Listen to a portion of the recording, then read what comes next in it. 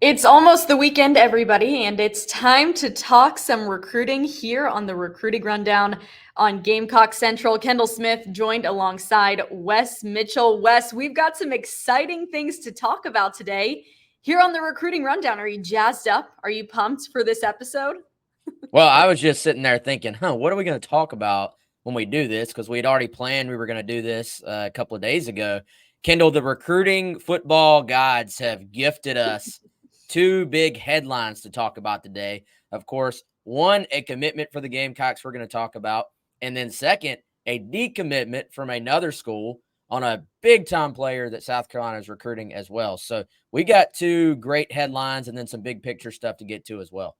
And I feel like we talk about the 2025 class quite a bit here on the Recruiting Rundown. Obviously, that makes sense because those guys are seniors this year. But today it's kind of about the 2026 guys. And I want to start off with what you just mentioned, South Carolina landing a massive commitment just yesterday from Jaavan Curren. He's a 2026 safety, 4-star all across the board, as you can see from the major recruiting websites out of South Point High School in Rock Hill, South Carolina, the number one prospect in the state of South Carolina for the 2026 class. What a get for the Gamecocks. And West, this one, they had to beat Florida. They had to beat Georgia. They had to beat Virginia Tech. You see it right there. So how is South Carolina able to land such a solid commitment from the 2026 class in Currents?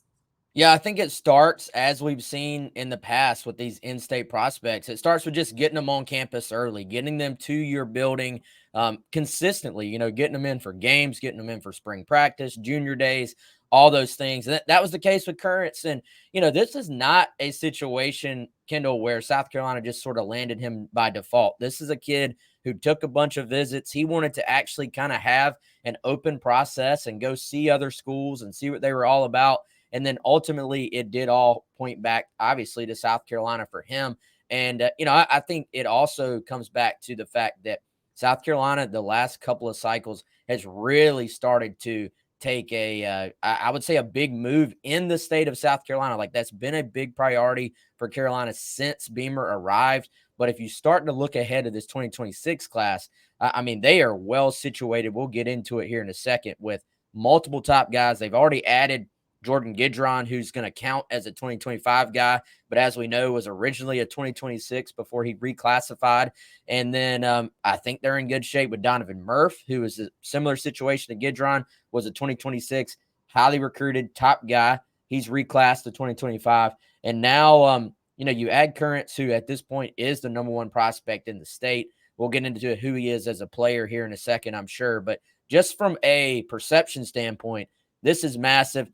And he's in Rock Hill. This is Football City, USA. South Point program is one that has been really kind to South Carolina over the years. You can go back to, obviously, Clowney and Gilmore. South Carolina has a kid in Baxter, an offensive lineman, who is already committed for 2026 as well. I imagine that helped a little bit with Currents in terms of them getting him into the class. And so, yeah, I think for all the reasons, like your old football heads in this state that have been following this stuff for a long time, they'll tell you, like, if you're getting guys out of Rock Hill, you're probably doing something right. Yeah, we've seen a lot of the success that guys out of Rock Hill have had with South Carolina. And this is really exciting. We're pulling up the highlights right here. And I want to talk about what specifically people can expect of Currents. He's obviously got a ton of upside, a ton of talent, Wes. So what can fans expect from him? Yeah, he's a big athlete, Kendall. Like, that's the first thing you notice. 6'3", 210. I believe we're looking at some scrimmage tape there or something. But he's played all over. He's played quarterback. He can play receiver. Started, I think, more as like a cornerback, but has gradually shifted to being a safety. And that's what he wants to be. Like, there was some talk early on. Some schools, I think, felt he's going to grow into a linebacker because of the size. But he wants to be that big safety. Maybe you can actually go back to Devontae Holloman, who came out of South Point High School back in the day during the Spurrier era. He was a bigger safety. You can look even at a Nicky Mawari, who obviously we've seen for South Carolina excel the last few years as a bigger safety. people have been trying to move, myself one of them, trying to move Nicky maybe to linebacker since he arrived at South Carolina, but he is stuck at safety and played well. And from what I understand, that's what Currents wants to be. That's where he wants to be. And again, you don't have the offer list that Currents has without being a big-time prospect. So this is someone that instantly, when you just sort of look at him off the hoof, you're like, all right, that looks like an SEC football player. He's already well-developed in terms of his physicality for someone that age. And it's a big recruiting win for South Carolina just in terms of like beating out of Florida, beating out other SEC programs for him. And just the perception of going ahead and landing him, Kendall, as opposed to landing him a year from now. Like, you're starting to see with this 2026 class, several of these guys who kind of just want to put the process behind them. And as we know, sometimes that's the case. Sometimes it's not. Sometimes you got to wait it out and continue to battle. Anything can happen at that point. So for Carolina to not only land him, but to go ahead and land him and sort of get that boost, I do think he also could be a kid who is going to help Carolina recruit other prospects in his class as well. So I think we're really starting to see this 2026 class take shape. We'll get into that detail here in a second. But Currents, just to get the number one player in the state, a big win for Beamer and a big win for Torian Gray, who I think deserves a lot of credit. He is obviously the secondary coach, but also recruits the Rock Hill area for South Carolina. So he was involved here both from a regional standpoint and from the fact that's his room. Like, he is very heavily involved, obviously, with every single prospect that gets added to that South Carolina DB room. Well, speaking of trying to keep it rolling with the 2026 class, you get Currents, and then you get some other big news yesterday. Jared Curtis, 2026 quarterback. He's a 5-star from Nashville, Tennessee, decommitted from Georgia yesterday. South Carolina feels like they might have a chance with this one. You look at some of those other schools, though, that are in trying to get Jared Curtis to commit to them. But big news that he decommitted from Georgia. Where do you think South Carolina is at with Curtis? Yeah, this is going to be, what do I always say, Kendall? Big boy recruiting battle. Recruiting battle. Yeah, this is going to be one of those. Like, you're not landing a 5-star guy like this without a fight. Like, let's just be honest. And so, you can look at those little percentages there. I wouldn't dive into those too much yet in terms of like, hey, Ohio State's at the top of those percentages. That doesn't really matter at this point, in my opinion, because he's been committed to Georgia for a while. He's now going to actually dive back into the recruiting process, which is something he was already doing a little bit. He talked to Pete Nakos right after decommitting, who works for us over at On3, and he listed South Carolina among the schools that he is considering. Those other schools, Southern Cal, Oregon, Clemson, Ohio State, and Alabama. But I do think, and obviously that's a who's who there. Like, those are some of the top programs in the country. But I will say this much. Like, I think we can be very comfortable saying South Carolina is in it, and not just in it like you're going to be one of the names mentioned. You're going to have a hat at the table, but you're not really a factor. Like, I think he is genuinely considering South Carolina. He was in town for the LSU game. Obviously, we know Carolina lost that game, but it was an exciting game. It showed a lot of promise with the program. And I think the relationship that he has here with Dow Loggins and sort of seeing what Loggins did with Spencer Rattler. As we know, Spencer has been very, very complimentary of the job Loggins did, sort of developing him, getting him ready for the NFL, kind of letting him know some of the things he was going to have to work on and what to expect from the next level. And that's gone a long way with Jared Curtis and his family. So when they visited, I think it was them sort of checking out like, hey, could this program check some of the other boxes that we're looking for? And it sounds, again, like Carolina is very much in it.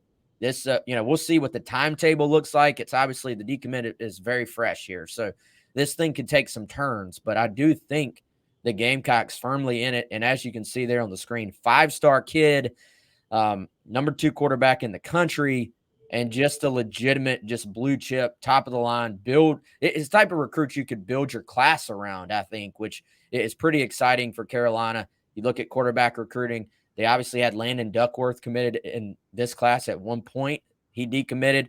But, man, if they could add Jared Curtis to this class and then build the rest of it around him, you're talking about really a class that has the potential to go to the next level, I think, Kendall. We talk about the addition of Currents, the potential of Curtis joining this 2026 class. Really quickly, Wes, before we get out of here, how do you see this 2026 class shaping out right now as we speak in October of 2024? Yeah, Kendall, they're off to a great start.